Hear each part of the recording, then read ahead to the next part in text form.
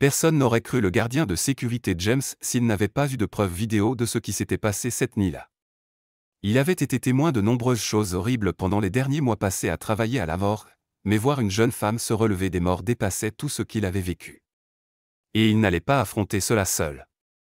La police pensa d'abord que James faisait une mauvaise blague. Une femme qui revient d'entre les morts à la morgue? Oui, bien sûr. Ils avaient entendu beaucoup de déclarations douteuses, mais rien d'aussi stupide auparavant. Cependant, James avait les images de surveillance pour prouver ses dires. En les voyant, les officiers se précipitèrent à la morgue. James avait gardé toutes les portes fermées, donc la femme, morte ou vivante, devait encore être à l'intérieur. Ce qu'elle faisait, personne ne le savait, mais les policiers étaient déterminés à mettre rapidement fin à cette folie. Ils enfoncèrent la porte du bâtiment, et il ne fallut pas longtemps avant qu'ils ne trouvent la femme. Mais ce qu'ils virent les marquerait à jamais. Comment cette femme était-elle revenue d'entre les morts? Que lui était-il arrivé? Et qu'avaient découvert les policiers à l'intérieur de la morgue? Il n'y a rien de plus effrayant que les gardes de nuit dans une morgue. James, le gardien de sécurité, y travaillait depuis plusieurs mois déjà, mais il ne se sentait toujours pas complètement à l'aise parmi tous ces corps sans vie. Et cette nuit particulière, quelque chose allait se produire qui s'assurerait qu'il ne le serait jamais. Le corps d'une jeune femme venait d'être amené à la morgue. Elle était morte quelques heures auparavant et avait été transférée directement à la chambre mortuaire. Le médecin légiste ne voulut pas dire à James ce qui s'était passé, ni pourquoi il s'intéressait autant à ce cas. Tout ce qu'il fit fut d'ordonner à James de ne pas regarder les caméras de la salle d'autopsie. James trouva cela étrange. Habituellement, le médecin légiste pratiquait les autopsies le jour, pendant ses heures de travail, et sûrement pas au milieu de la nuit. Et pourquoi n'avait-il pas le droit de regarder les images? Ce n'était pas comme s'il n'avait jamais vu un cadavre auparavant. James aida à transporter le corps de la femme, mais dès qu'ils eurent terminé, le médecin légiste lui ordonna de sortir et de prendre une pause. Mais James n'allait pas obéir. Sa curiosité s'était encore plus éveillée, et il était bien décidé à regarder les enregistrements, ce qu'il allait bientôt regretter. Il sortit de la pièce et fit semblant de se diriger vers l'extérieur, mais revint discrètement à son poste de surveillance. Le médecin légiste tomba dans le piège et ne se douta de rien. James s'assit et observa les écrans, mais rien aurait pu le préparer à ce qui allait arriver cette nuit-là. Il regarda le médecin légiste tourner autour du corps sans vraiment le regarder. Il disposa ses scalpels et d'autres outils sur une table à côté d'elle. On aurait dit qu'il allait enfin faire sa première incision quand, soudainement, il s'arrêta et quitta brusquement la salle.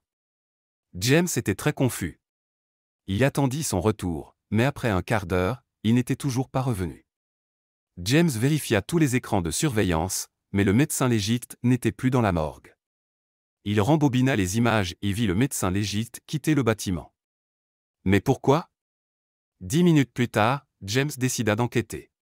Et si quelque chose s'était passé dehors? Les chances étaient faibles, vu le faible taux de criminalité, mais tout de même. Et si tout cela avait un lien avec le corps? Ces questions tournaient dans sa tête alors qu'il avançait lentement vers la porte d'entrée. Il poussa la porte et braqua sa lampe torche dans l'obscurité. Dehors, tout était calme et plongé dans le noir complet. Il n'entendait que le grondement de la climatisation du bâtiment. Il remarqua cependant un véhicule sur le parking qui n'était pas là auparavant. Il allait rentrer à l'intérieur quand il entendit un bruit étrange. « Et » cria-t-il. « Il y a quelqu'un » Mais personne ne répondit. James haussa les épaules et retourna dans le bâtiment. Il ferma la porte d'entrée à clé derrière lui. Ainsi, si le médecin légiste revenait, il devrait l'appeler pour qu'il le laisse entrer. James parcourut les couloirs vides, d'abord en direction de son poste, mais il changea soudainement d'avis. L'idée du corps mystérieux, laissé seul dans une salle, le poussa à prendre un autre chemin. Il passa devant la porte de son bureau et se dirigea directement vers la salle d'autopsie. Son cœur battait à tout rompre dans sa poitrine lorsqu'il atteignit la poignée de la porte. Il prit une grande inspiration et ouvrit brusquement la porte.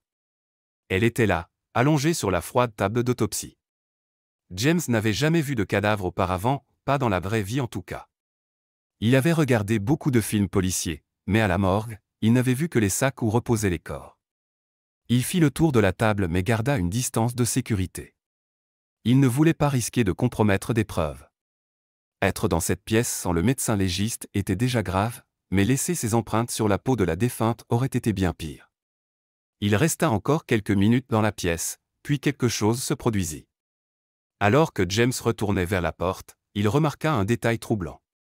Les bras de la femme avaient toujours été posés bien droit le long de son corps, mais soudain ils semblaient légèrement arqués.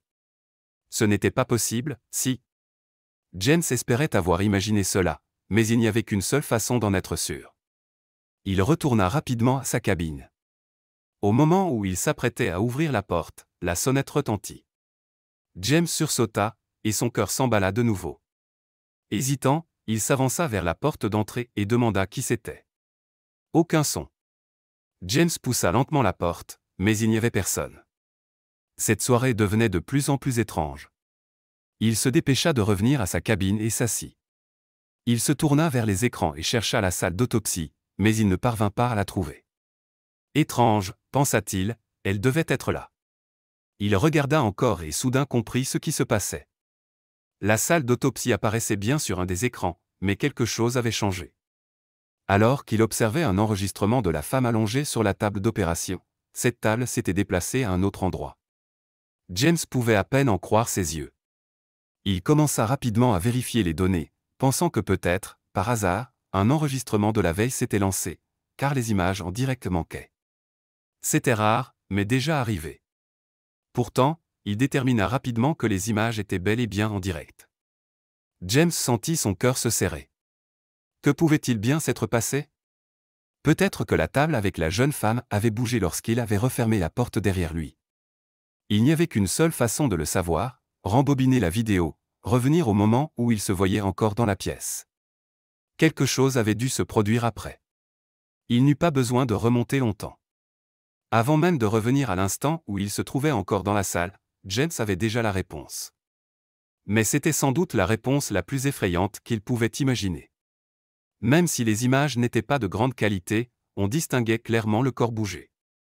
La jeune femme se déplaçait d'un côté à l'autre sur la table d'opération, ce qui faisait bouger la table elle-même. James savait que les gens pouvaient encore avoir des spasmes musculaires après leur mort, mais pas si longtemps après le décès, et certainement pas avec une telle constance. En réalité, la femme n'était pas morte du tout. L'accident qu'elle avait subi l'avait presque laissée dans le coma, duquel elle avait fini par se réveiller d'elle-même. C'était une grave erreur du médecin présent sur les lieux de ne pas l'avoir constatée immédiatement. La police la transporta rapidement à l'hôpital pour recevoir les soins dont elle avait besoin.